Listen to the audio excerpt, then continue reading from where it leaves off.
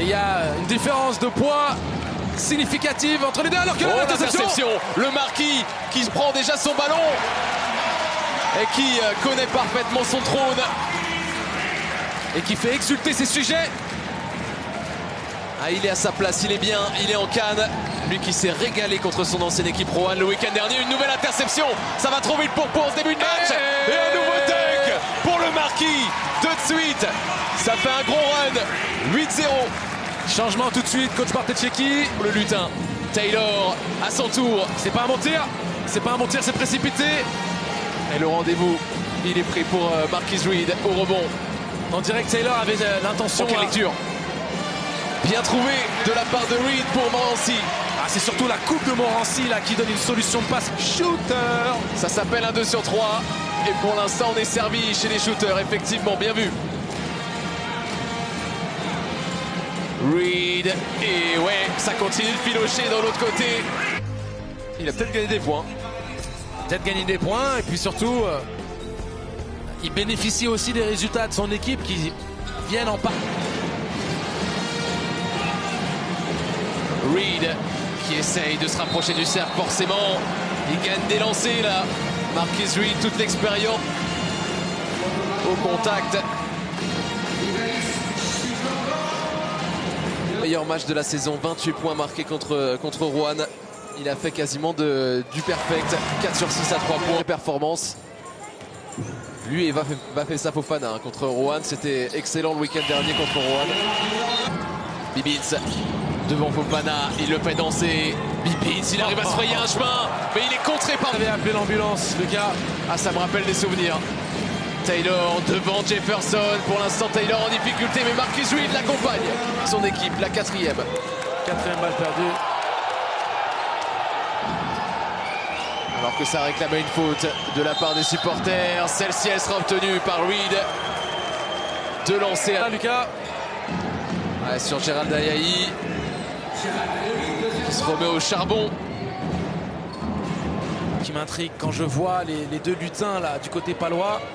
Je me dis toujours qu'il y a pour l'adversaire une opportunité de peut-être appuyer là où ça fait mal. Pour le poste 1-2, peut-être chercher du post-up, essayer de tirer profit d'un avantage de taille, d'un avantage physique. Oh, c'est dur. Personne, c'est osé. Et forcément, les joueurs de J.D. Jackson qui veulent mettre du rythme dans leur rencontre. Bien entendu, mais regardez où était la faute. Mais elle est ici. Le moment où la faute est sifflée, il fait le premier pas de son double pas. C'est le meilleur marqueur sur le parquet. Et de 15. Qui vole toute la bonne humeur des supporters gravelinois. Avec Reed, le petit step back, il est monumental pourtant dans ce premier. Pour reculer, oh, le coquin. Pour mieux shooter. Oh le coquin. Il était tellement proche du 4e tir extérieur. Reed qui relance, il est seul pour porter tout le nord. 19 points marqués, sa meilleure première mi-temps de la saison. Taylor devant Giovanni Nyangé. Il arrive à passer, à surtout trouver une passe décisive, à voir ce qu'en fait Bafessa Fofana. 2e rebond de suite, offensif. La petite passe, Lejnichak, c'est parfait. Et ça y est, Reed passe la barre des 20 points. Et Reed surtout, très probablement va exploser son compte. L'adresse était au rendez-vous tout à l'heure. Bafessa Fofana, qui réussit la transmission. Et Reed, toujours là à l'arrivée. Regardez le scoring, Angelo. 58 à 63. Je le vois. Bibitz qui se faufile. Et le ballon dans les mains de Marquis Reed qui relance très vite.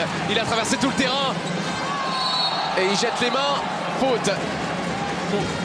Alors sur le contact. Jérémy Leloup qui ne conteste pas. Ces joueurs.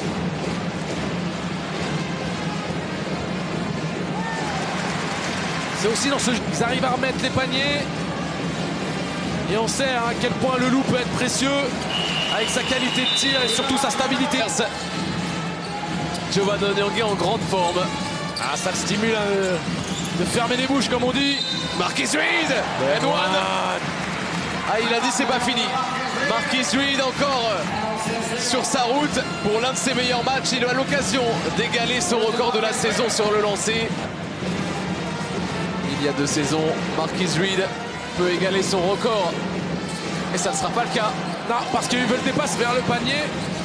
Le BCM qui a encore une opportunité pour revenir complètement dans le match. Ndoye qui se rapproche du cercle. Pour Reed, oh, c'est un panier tout facile, tout cuit pour passer son record de la